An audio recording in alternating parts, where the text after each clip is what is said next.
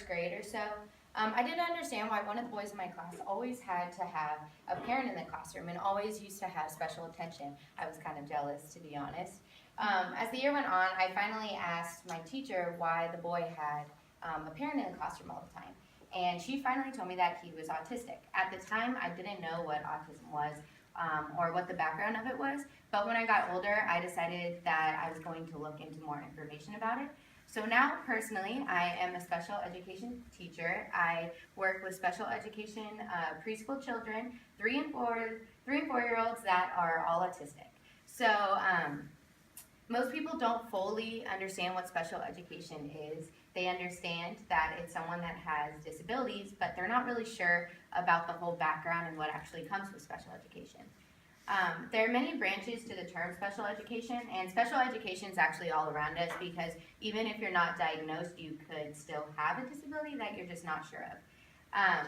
So no one is technically normal. Normal is so generic. So the real question is, what is special education, and how can people get a better understanding of special education?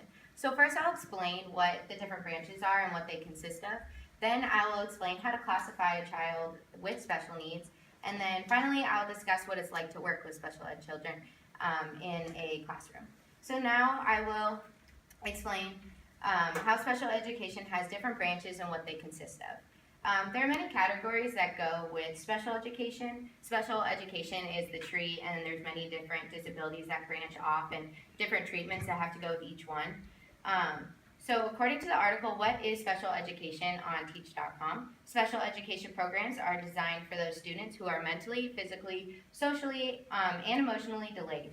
The Individuals with Disabilities Act, or IDEA, defines special education as specially designed instruction at no cost to the parents to meet the unique needs of a child with a disability. If a child falls under one of the branches of special education, he or she has the entitlements in a classroom and in a household to make sure that they are equipped for their disability.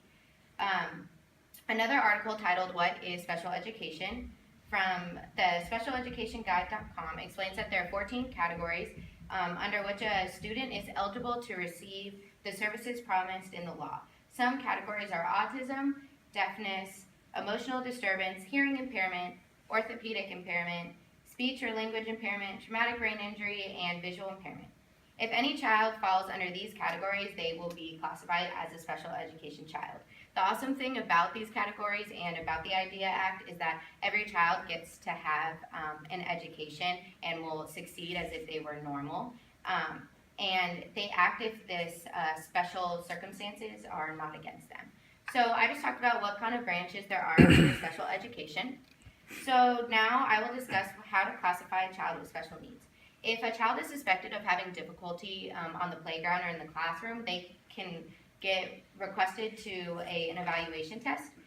The parents can request the child to take an evaluation test, but mostly it'll be the teacher that goes to the parents to make sure they take that test because they're in the environment in the classroom and on the playground. So the information from the Learning Disabilities Act of America on ldaamerica.org state that school districts can collect information in an RTI process. This is often done as part of the process to determine if the student needs to be referred for a full and individual evaluation. When the student has been completed, when the school district has completed all the evaluations, the determination whether a child is titled a child with disability, the parents will come together and the teachers will come together and they will create a special plan for the child at school, for doctor's appointments, and also in the classroom. So I just talked about how to classify a child with special needs. So now we'll discuss how it is to work with special education children in a classroom. The number one thing you want as a teacher is help by the parents, help by the school, help by the special education department. Some children have different needs in the classroom, and that comes with a special aid. So there's an opportunity for children to have a one-on-one aide that goes to the classrooms with them and in their classes and make sure that they are okay with their disability. According to the new teacher advisor on educationworld.com, all special needs students are capable of success. Each will succeed according to his or her ability, but all can succeed. To succeed as a teacher for the student, you must make sure that you work closely with the special education department, talk to the parents and learn what motivates that child. And above all, be enthusiastic in your encouragement. One thing I've learned with working with my preschoolers is that they love attention and that they want to be praised for their good behavior that we would often mostly like overlook for the most part, like sitting quietly, hands in your laps, using your manners. Personally, we use like Skittles or Goldfish to praise them to make sure that they're doing a good job. So I just discussed what it's like to work with special education children in a classroom.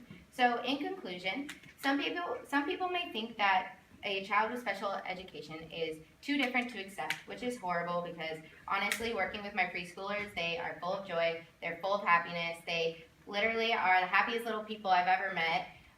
They love to learn, they love to grow, and it's just, you could tell that they really don't care. They don't know that they have a disability. When they're older, they'll probably understand, but right now they just act like normal children. So first I explained how social education has many different branches, what they consist of. Then I discussed how to classify a child with special needs. And then I discussed how it is to work with a child, a special education child in a classroom environment. So if you ever come across a special needs child or even an adult, try to embrace them and let them know that difference is okay. They're the same as us, but just need a little bit more support along the way that we call life. Thank you.